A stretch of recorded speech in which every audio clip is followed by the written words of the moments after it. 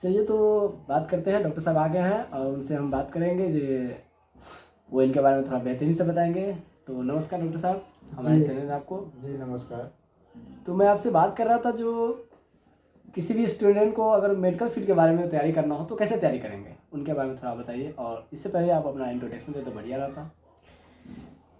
सबसे पहले बहुत बहुत धन्यवाद आपको मैं देना चाहूँगा जो आपने इस टॉपिक पे है जो बातचीत किया, क्योंकि बच्चों को भविष्य के बारे में आपने सोचा। जी क्योंकि बहुत सारे ऐसे बच्चे हैं जो हमारे ग्रामीण क्षेत्र में, जिन्हें ये जो तो आना तो चाहता है इस मेडिकल फील्ड में, जी लेकिन उसे ये पता नहीं है कि हमें क्या करना है, कौन सी पढ़ाई करना पड़ेगा, कौन सी विषय लेना पड़ेगा, कौन सी सब्जेक्ट लेकर के हमने पढ़ाई करे जो हम आगे मेडिकल फील्ड में जो जा सके, तैयारी कर सके उसका। जी तैयारी कर सके। तो मैं बताना चाहूँगा कि जो भी स्टूडेंट मेडिकल फील्ड में आना चाहता है तो सबसे पहले अंडर 10th में अगर हो तो अंडर 10th तो सब सब्जेक्ट इक्वल होता है, बराबर ही होता है। जितने भी स्टूडेंट है सबके लिए बराबर है। हाँ। लेकिन अब 10th अगर पास आउट कर जाता है तो 10+2 में यानी तो 12th 12 जी 10+2 यानी 12th में 11 12th में उसे क्या है कि पीसी भी लेकर के पढ़ना चाहिए, यानी फिजिक्स केमिस्ट्री बायोलॉजी। जी, यानी पीसी का फुल फॉर्म हुआ। जी फिजिक्स केमिस्ट्री बायोलॉजी लेकर के अगर पढ़े, लेकिन एक्स्ट्रा में मैथ ज़रूर ले ले।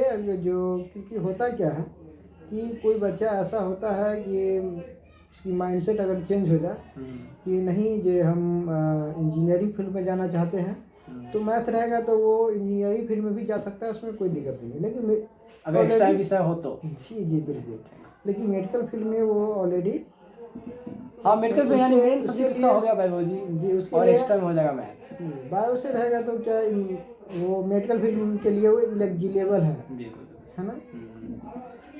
अब उसके जब इंटरमीडिएट क्वालिफाई कर जाता है तो उसको अगर एमबीबीएस की तैयारी करना चाहता है, बीएमएस जितने भी बैचलर डिग्री है, जैसे एमबीबीएस हो गया, बीएमएस हो गया, बीडीएस हो गया, या बीयूएमएस हो गया, या बीपीटी हो गया, यानी जितने भी बैचलर डिग्री है, तो बैचलर डिग्री करने के लिए उसको नीट की तैयारी करना पड़ेगा।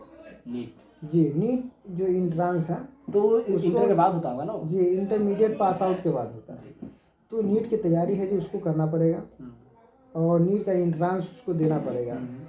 तो नीट का इंट्रांस अगर देता है तो उसमें अच्छा खासा अगर परसेंटाइल उसको आता है, क्योंकि उसमें कट ऑफ भी होता है, निगेटिव मार्क्स भी होता है। इसलिए कोई भी बच्चा अगर मेडिकल फील्ड में आए तो नीट की तैयारी जो करता है तो दिल जान से मेहनत करे, हाँ, अच्छे खासा से मेहनत करे, बढ़िया से मेहनत करे। उसका हो जाए तो बढ़िया। क्योंकि बढ़िया से मेहनत अगर नहीं करता है तो क्या है कि नीट है ये वो नहीं निकलने का चीज़ रहता है, नहीं निकल पाता है, क्योंकि काफ़ी टफ हो चुका है। हाँ टफ लेवल का क्वेश्चन आता है उसमें, टफ लेवल का एग्जाम होता है, काफ़ी टफ होता है। क्योंकि आप मान लीजिए जो प्राइवेट सेक्टर से एमबीबीएस की फीस है जी 1 करोड़ रुपया लगता है। वो अगर नीट क्वालिफाई अगर कोई बच्चा कर लेता है तो उसका है जी, आप मान लीजिए कि फ्री में सब कुछ हो जाएगा। बिल्कुल। या अगर मान लीजिए कि अगर नीट क्वालिफाई अगर है, अच्छे खासे परसेंटाइल नहीं है, फिर भी अगर अच्छा है, अच्छे में थोड़ा बहुत कम है, प्राइवेट से भी अगर सरकारी कॉलेज में अगर एडमिशन अगर होता है फिर भी कम खर्च में उसको हो सकता है जी। यानी प्राइवेट के थ्रू सरकारी में थोड़ा कम पैसे में भी काम चल जाता है जी, कम। हाँ प्राइवेट सेक्टर से भी उसमें जाना चाहे तो हो जाता है। तो नीट क्वालिफाई करना बहुत ही जरूरी होता है। तो अच्छे से पढ़ाई लिखाई करें। उसके बाद क्या होता है कि बहुत सारे स्टूडेंट ऐसा होता है कि नीट भी क्वालिफाई करता है, लेकिन नीट क्वालिफाई सिर्फ करके रह जाता है, ज़्यादा परसेंटाइल नहीं आता है, हताश निराश हो जाता है, क्योंकि गरीब बच्चा होता है, उसके पास पैसे नहीं होता है। तो उसको इच्छा है कि मेडिकल फील्ड में आना। हाँ ऐसे बहुत ऐसे बच्चे हैं। क्या होता है कि वो जाए से जाए कैसे, क्योंकि पैसे तो है नहीं कि प्राइवेट से भी वो एडमिशन करवा सकता है। नहीं बिल्कुल। तो उसके लिए एक सुनहरा अवसर ये है कि हमारी बिहार जो गवर्नमेंट है, तो बिहार में हर एक स्टेट की बात करें, हर एक स्टेट एक अलग मेडिकल की एग्ज़ाम करवाती है, जो बीसीसी के तहत है, जो अपने बिहार में होता है। तो उसमें क्या होता है कि आप है ये बैचलर डिग्री नहीं कर सकते। अच्छा, बैचलर आप डिग्री होगा। जी बैचलर डिग्री सिर्फ नहीं होगा, लेकिन है ये आप उसके अलावा मान ली बैचलर डिग्री जो भी करेगा, जैसे MBBS हो गया, MD हो गया, जो भी कुछ होगा, तो वो सब बैचलर डिग्री हो गया, जो फुल्ली डॉक्टर लेवल की डिग्री हो गया।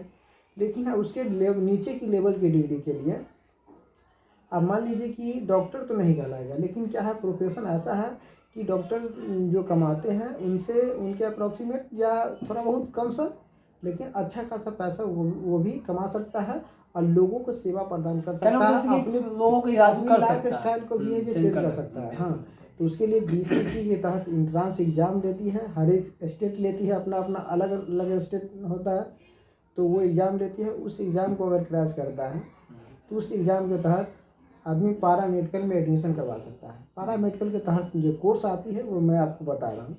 जैसे ड्रेसर का कोर्स हो गया, उसको CMD के नाम से जाना जाता है ना। ड्रेसर का मतलब क्या होता है? ड्रेसर के मतलब ये हो गया कि आप मान लीजिए कि कोई हॉस्पिटल में आप जा रहे हैं, कोई मेडिकल में गए, तो मेडिकल में गए तो डॉक्टर का जो काम होता है कि मेनली जो पेशेंट है उसको क्या दिक्कत है, परेशानी है, सब कुछ देख रेख करके और उसको दवा को लिख देना सब कुछ। लेकिन अब मान लीजिए किसी को कोई कटा फटा आ गया, उसको साफ सफाई का जो काम करता है, बैंडेज का लपेटने का जो काम करता है, बैंडेज साफ सफाई करना, घाव से ड्रेसिंग करना, तो जो ड्रेसिंग जो करने का जो काम होता है वो ड्रेसर करता है। अच्छा, उसी को ड्रेसर करते हैं, उसको ड्रेसर करते हैं। तो वो ड्रेसर की भी कोर्स है जो उसमें वो कर सकता है, वो पारा मेडिकल के तहत आता है। उसके बाद क्या होगा कि OT टेक्नीशियन मतलब ऑपरेशन थिएटर टेक्नीशियन होता है। अच्छा, ऑपरेशन रिलेटेड कर सकता है जी। ऑपरेशन थिएटर टेक्नीशियन में क्या होता है, मान लीजिए MBBS डॉक्टर होता है, MS होता है, वो सर्जन होता है। अब उसको वो उनको सपोर्टिंग में जो होता है, सपोर्ट देने वाला जो होता है, जैसे इंस्ट्रूमेंट कौन सी इंस्ट्रूमेंट कहाँ है नहीं है, तो उसको ला करके देना, ये सेटलमेंट करता है वो। हाँ यार, असिस्टेंट, हाँ असिस्टेंट का ये उसको बोला OT टेक्नीशियन असिस्टेंट है ना। OTA के नाम से जानते हैं, वो भी पैरामेडिकल के अंदर आता है। तो OTA इंसान को भी स्टूडेंट करना चाहते हैं तो OTA वो कर सकता है। तो ऑपरेशन थिएटर में है जो वो काम करने के लिए उसको एलिजिबल होता है, रखा जाता है। उसके बाद हो गया कि लैब टेक्नीशियन में क्या होता है, लैब टेक्नीशियन में DMLT BMLT सब होता है, बैचलर डिग्री से भी होता है उसका, और उसका है डिप्लोमा डिग्री से भी होता है, वो भी पैरामेडिकल के तहत ही आता है। तो वो DMLT MLT कर सकता है। तो उसके तहत क्या होता है कि मान ली पैथोलॉजी आप जानते हो, पैथोलॉजी का मतलब होता है कि रोगों की जाँच, रोगों की जाँच करता है। हाँ, यानी कि ब्लड की टेस्ट जो होता है, वो ब्लड टेस्ट जो करने का काम जो होता है, ब्लड में कौन ये क्या दिक्कत है, परेशानी है, तो ब्लड टेस्ट का काम करता है, वो पैथोलॉजी में आता है। यानी पैथोलॉजी उसको करना, हाँ इंग्लिश उसको लैब टेस्ट करते हैं, हिंदी पैथोलॉजी करते हैं। हाँ, तो वही है जो लैब टेक्नीशियन का, जैसे DMLT BMLT वो कर सकता है। बिल्कुल ठीक है।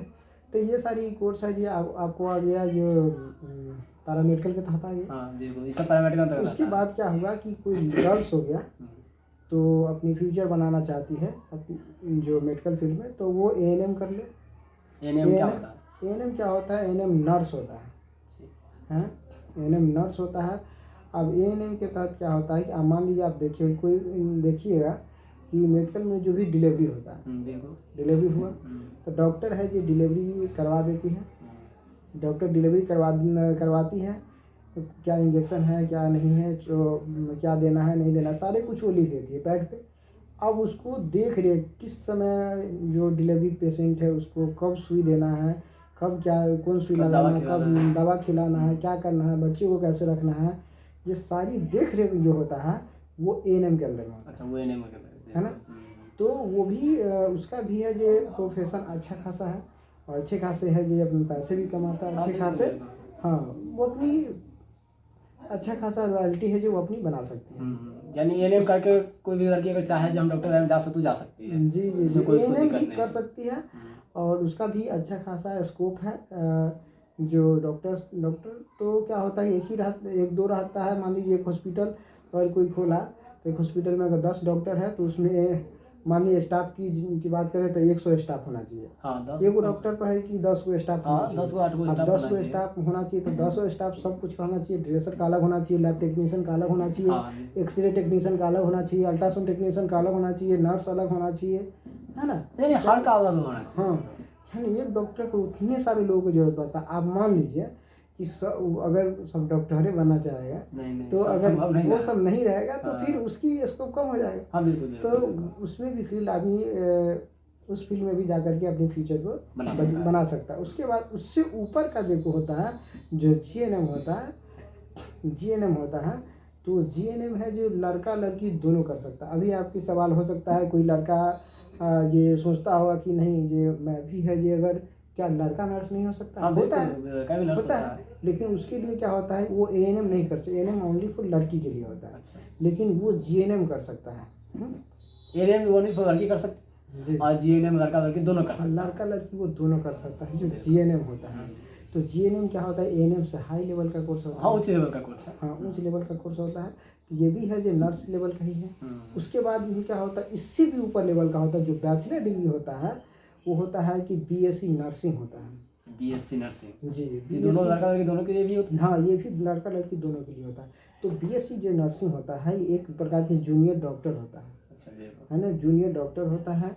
और जियो सीएचओ के ये अधिकारी के रूप में ये जाना जाता है। मान लीजिए एक सीएचओ को कभी कभी ऐसा होता है कि सीएचओ को जो मेन होता है वो मेन भी वो रूप में भी कार्यरत रहता है। सीएचओ उनके न रहने पर ये काम करता है। हाँ उनको न रहने, मान लीजिए डॉक्टर है डॉक्टर नहीं है तो वो सीएचओ को ऑलरेडी वो चला सकता है। हाँ उनको चलाने कोई दिक्कत नहीं हो, परेशानी नहीं होती। वो उस लेवल की जूनियर एक डॉक्टर होती है तो उस लेवल का है जो वो डॉक्टर है बोल सकती है। वो बीएससी नर्सिंग वाला है ना प्रोफेशन ये होता है। तो इस टाइप से है ये अपनी अपनी फ्यूचर को बना सकता है, अपनी भविष्य को जो ऊँचा कर सकता है।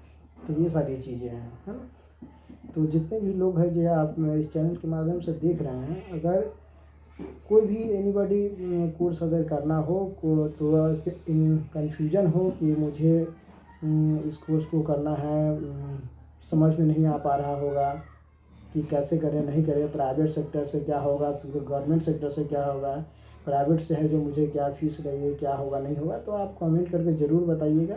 क्योंकि हम ज़्यादा से ज़्यादा आपको हम जानकारी देने की कोशिश करेंगे। जानकारी हम देंगे, बता देंगे आपको कि गवर्नमेंट से कीजिएगा तो कितना ज़्यादा पैसे आपको लग सकते हैं, कितना खर्चा लग जाएगा आपको।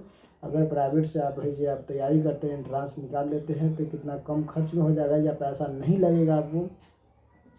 बहुत सारी ऐसी एग्ज़ाम है जो आप क्रैश कीजिएगा, एक भी पैसे आपको नहीं लगेगा। तो वो क्या है, गवर्नमेंट सेक्टर से कीजिएगा, पैसे भी नहीं लगेगा। दूसरी बात कि आपको जॉब की जॉब आपको बहुत जल्द है जो मिलने की संभावना होगी।